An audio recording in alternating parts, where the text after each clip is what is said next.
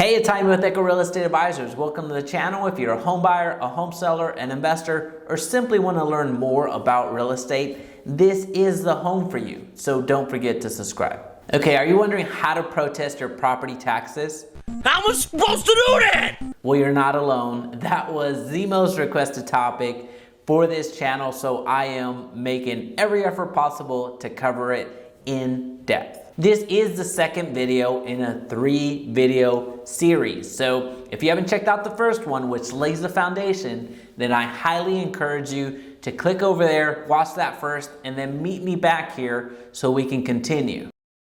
In this video, we're going to cover preparing the case. In other words, we are building the case for a lower assessed property value. As a reminder, the formula for property taxes is the assessed property tax value multiplied by the property tax rate. Now, while we can't affect the property tax rate, we certainly can affect the property tax value. So that is where we're focusing our efforts when we're contesting the property taxes. Now, while there are several reasons for you to bring forth, legitimate reasons to bring forth to the county appraisal district to protest your taxes, we're only going to focus on 2 in this video. Those 2 are the most common. The first one is incorrect appraisal market value.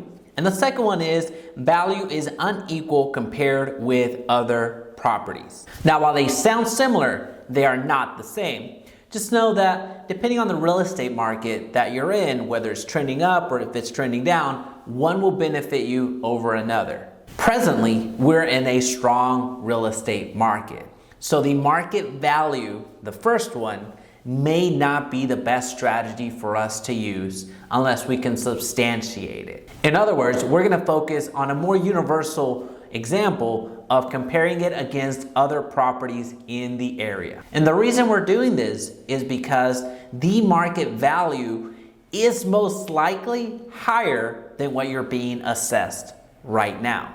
So for the remainder of this video, we're going to focus on the value being unequal to other properties. So the first thing we're going to do is go to our county appraisal district. So depending on the county that you're in, you're going to go to that website and then you're going to search for your home. Once you find your home, you're going to look at your neighbors as well and compare your home dimensions, your home criteria to other homes. The key is we're looking for like properties. So if you have 3 bedrooms, try to find other homes that have 3 bedrooms. If you have 3-car garages, try to find other homes that have 3-car garages. Really try to find similar, comparable homes. So look at the square footage, the number of stories, the size of the lot, and other characteristics that are similar to your home. Since you're in a neighborhood, chances are that maybe your next door neighbor is not the exact model as you have, but three homes down, it could very well be the case. An important thing to know is you want to stay within your neighborhood or as close to your home as possible. Don't go further than a mile away if you're having a hard time comparing it to other properties or pulling up properties that are similar to yours. Once you have found properties that are similar, look at the market value they are being assessed. Your total market value is comprised of your improvement value and your land value. And you're going to find that your neighbors are going to have most often the same land value as your home. Now the important part comes into play. Finding those properties that are valued less than your home. Now you want to find at least 6 properties to have a solid foundation on your case. If you can get 9, fantastic, but at least get 6 because that's going to be important in the 3rd video as you prepare for the hearing. Now once you get those 6 properties that are valued less than your property, then you're off and running. However, if you can't get to those 6 properties or can't find 6 comparables, Everybody panic! Don't worry.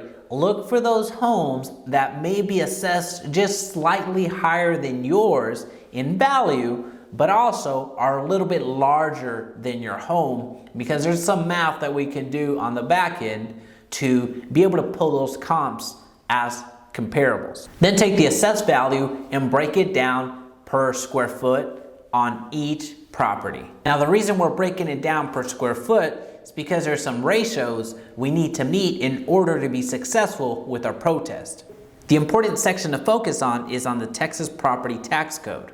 In section 4143, protest of determination of value or inequality of appraisal, there's a very important clause that we need to meet.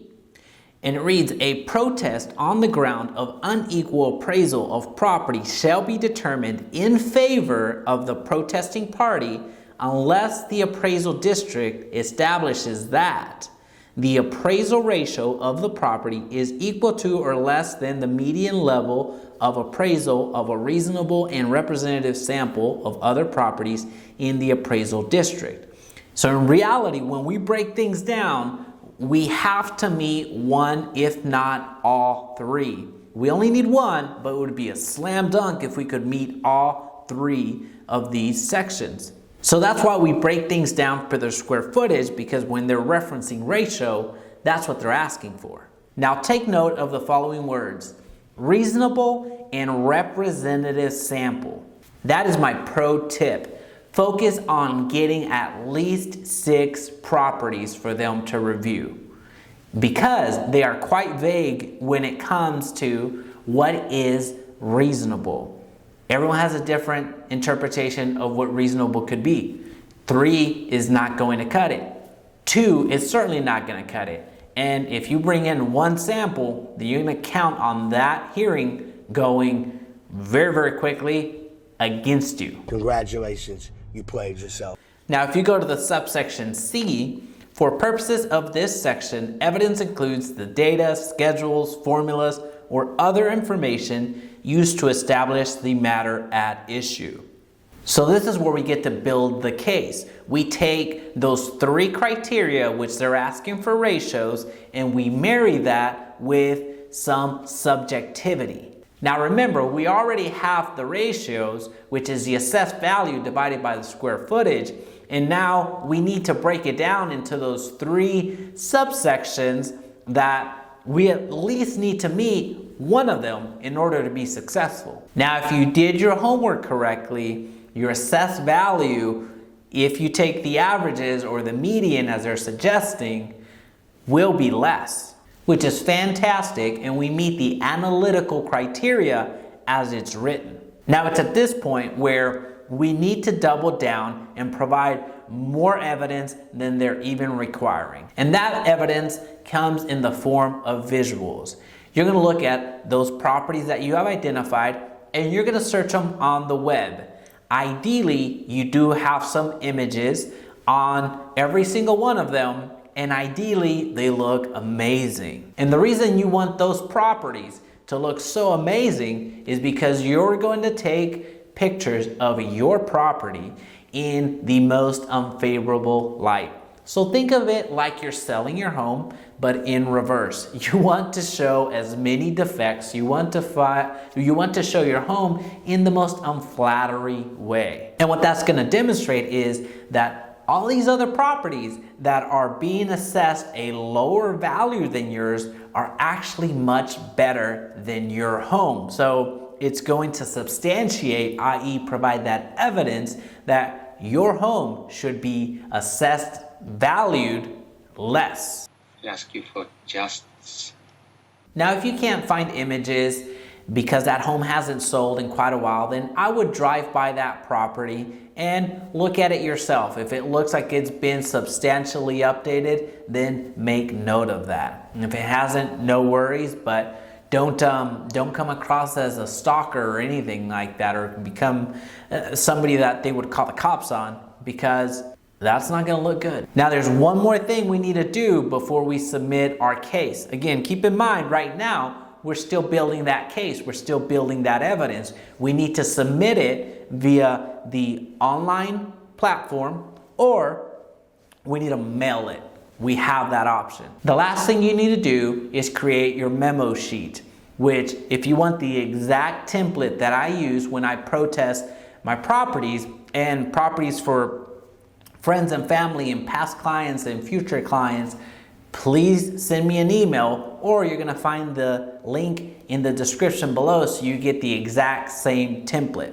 The reason I use a memo sheet is because it adds another layer of credibility. It shows that you're not asking for the sake of asking. It shows that you prepared for this event. Not only that, it doubles as an opening statement if you in fact lose and have to go into the hearing.